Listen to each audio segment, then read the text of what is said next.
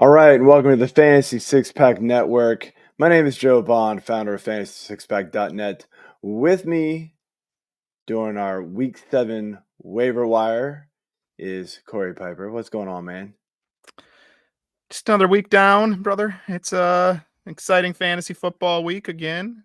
Some exciting waiver names here, but just looking forward to getting it done with you tonight. Yeah, this is absolutely a crazy week. A lot of big names are coming up on waivers. Some repeats. Some Uh, repeats. some repeats. So if you are listening to this for the first time or reading his article for the first time, I would say, where have you been? Because we've been telling you about these guys for a while. But let's get into that later. Jump into our Week 7 waivers here. And we'll start first up here. Get our little cool banner going on. Oh, I forgot to nice. put that up. First up, man, Josh Downs. Still under-rostered.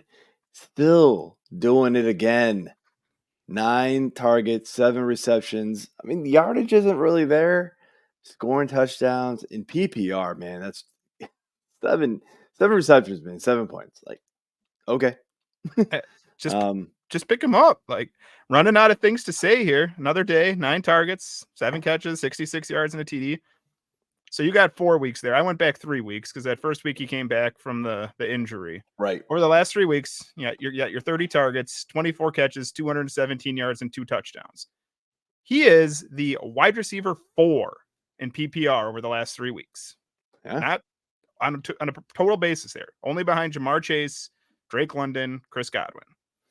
Pick him up and play him. At this point, I have a list of names here just for you and me. Do you want Josh Downs or do you want Calvin Ridley? Easily Josh Downs. Easily Josh Downs, right? Jordan Addison or Josh Downs? That one's a little closer, only because, and I was going to mention this, and this is why I put the little asterisk on the slide here. The first week was with Anthony Richardson. Mm-hmm.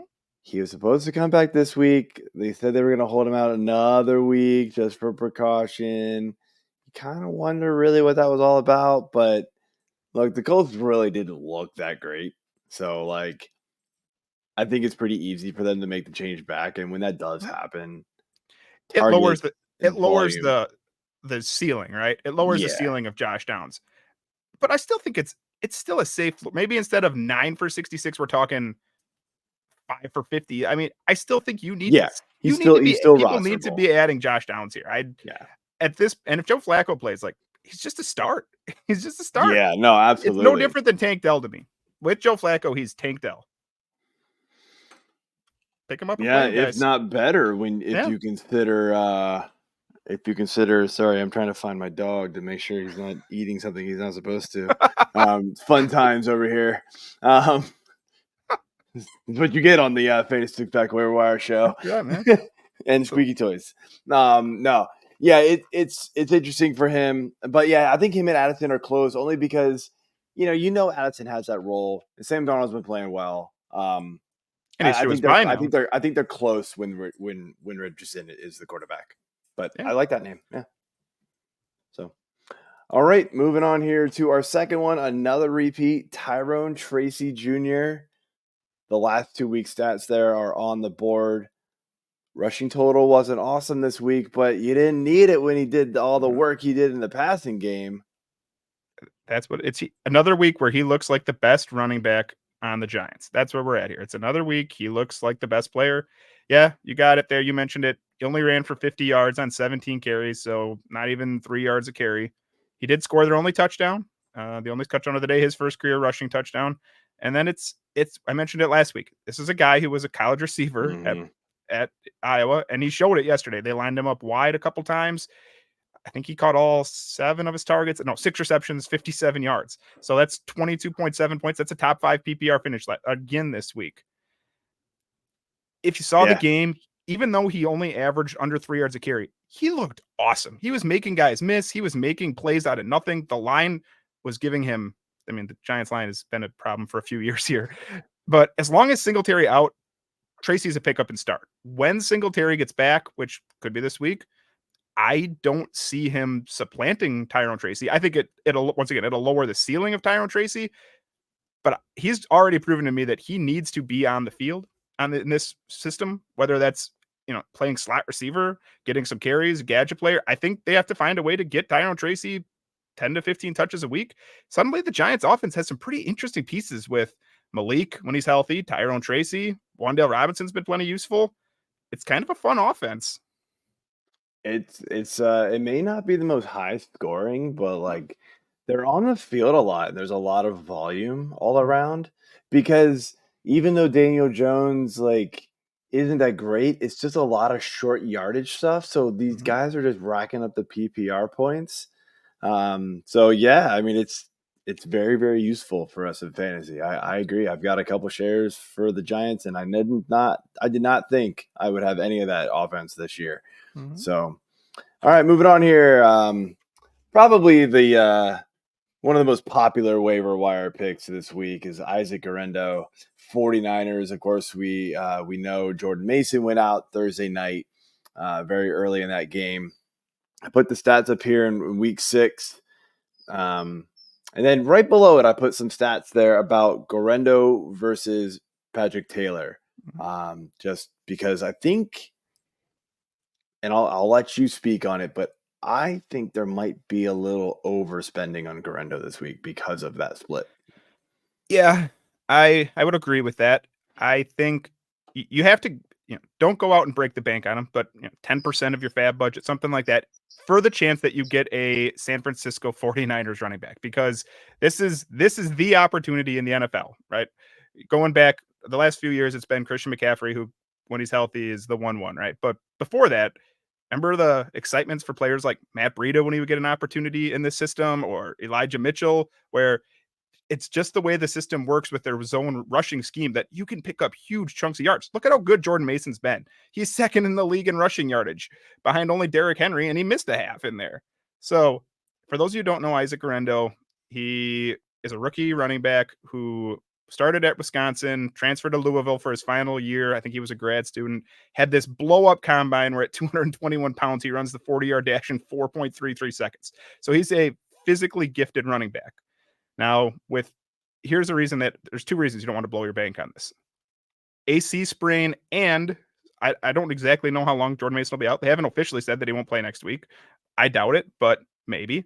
And then at some point in we hear November is the latest update I've heard. Christian McCaffrey's coming back to this offense, hopefully. So that's 2 different players who can take his position here.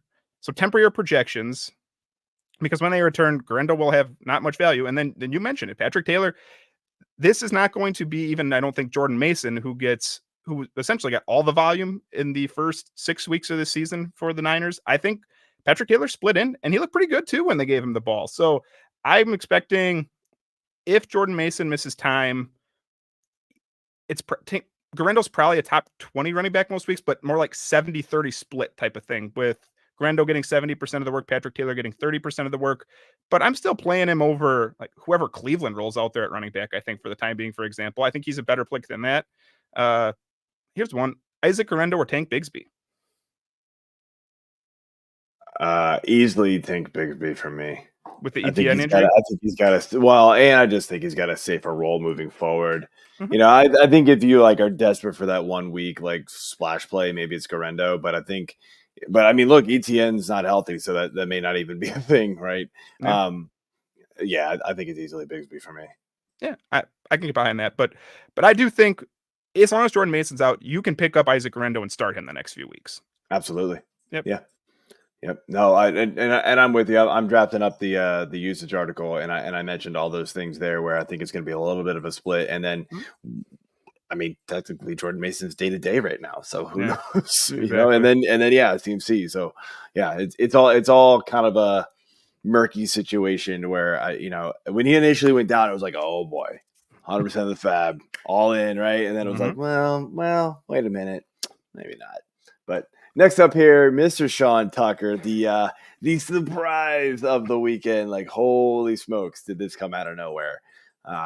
This rushing line, this stat line in general was bonkers for Sean Tucker, who I guarantee you a lot of people have. no idea who this guy is. Well, I don't like to toot my own horn here too much, but so for the fantasy six pack, I wrote the preseason notes, and all I did, and I mean, they were talking like these were huge articles because I went through every game and at least watched parts of it. So I went back to my preseason notes that I wrote for. Here's some quotes. Week 1, I wrote, "What if we overlooked Sean Tucker? He's a highly regarded undrafted prospect due to a heart condition, but don't be surprised if Tucker gets an opportunity somewhere this season because he looked great in the preseason." Week 2, Sean Tucker looked more impressive than Bucky Irving again. And then week 3, I wrote, "I would love to see a team like the Cowboys make a move for Tucker." None of that happened. Of course, none of that happened. He didn't make a move, but he looked so good in the preseason. And I thought, if we can just get this guy a role, this could be great. But Rashad White looked entrenched as the starter. And it was, okay, well, who's just going to be the backup here? Well, we've seen throughout the season that Bucky Irving has already taken work from Rashad White. And yesterday it showed this team has 3 pretty competent running backs now. You got the stats up there. If you play in a league that adds return yardage, you added 1055 more your return yardage. So Scott Fishbowl, for example. But here's the thing. It's kind of similar to Juwan Jennings to me. There is a 99.9% chance that's the best game Sean Tucker has this season. I mean, the chances that he's probably of his career, like that's how good of a game that is. And then what happens when Rashad White gets back, right? So they're going to find a way to use Rashad White. They also mentioned today, head coach Todd Bowles said, Sean Tucker's earned more playing time. This is what really worries me, is that this is going to become some type of 3-headed monster where every single one of them is now capped, whether that's Sean Tucker, Bucky Irving, and Rashad White. Based off that production, you have to put in a bid on Sean Tucker because we saw what he can do. But just realize you're not getting that game already. It's already behind us. And before this week, he had 3 touches, not 3 carries. He had 3 touches total in the first 5 weeks. So be cautious. Don't just look at the stat line and go big. 5%, 10%. And as long as Rashad White's out, feel fine. Take a chance on starting him. But once Rashad White's back, you got to probably put him on your bench for at least the first week to see how does this all shake out. Yeah, I mean, it'll be. I think it'll be one of those pickups where like you pick him up the next week, he gets like 5 carries, and you're like, all right, I get it, dude. Funny story. So I'm in King's Classic. Me and Keith Lott run a team together over there, and so there's 2 leagues. There's an auction and a snake. I think this was our snake draft. So we had a 1-1. Our team has been absolutely obliterated by injuries. We're talking Christian McCaffrey 101, Cooper Kupp as our 2nd round pick. It's a 14-team league. We had Evan Ingram, who thankfully came back this week, but Raheem Mostert just destroyed this year. It's been bad, really bad. So I was like, I don't know, we had somebody else that I could throw into the IR this week, and I'm like, I'm gonna like I kind of was like, Rashad White might not play. Why not? Let's pick up Sean Tucker. And then like Sunday morning, I was like, we don't have anybody else to play. I mean, it's like him and like Chika Konkwu. That's so awesome. It's like, screw it, let's do it. 34 points later, I was like, oh, this is ridiculous. Wow. That's a memorable one there. You will remember that one. Awesome. Yeah, that was funny. And I'm sure everybody in the league is going to go back and look at like they're going to go to the waiver wire on this weekend or this week, I mean, and be like, oh, Sean Tucker, wait, he's already rostered? What? Yeah, random pickup at the 12th hour. So yeah, fun times. That's awesome, that's the good times of fantasy. Those are the good parts of fantasy. I got lots more bad ones to tell. Oh yeah, those are fun too. So.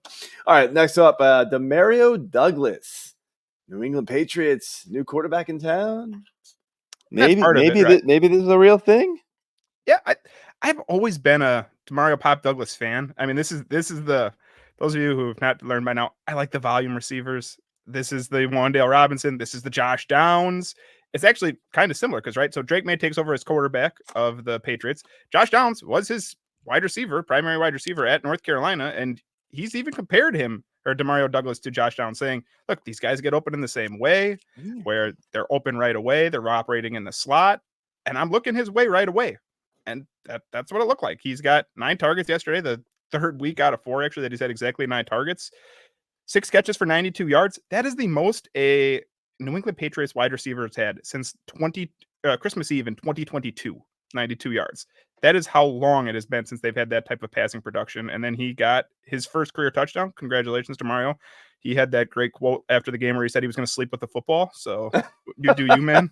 Whatever Yeah. works for you. I mean, it'd be a very uncomfortable pillow, but Right? yeah, why not, Seriously. man? This Maybe week like he gets wrap it in Jacksonville some too, like man. He gets fabric and like Jacksonville this. You yeah, get dude, Jacksonville this week. Weeks they just got shredded by Caleb Williams over in London.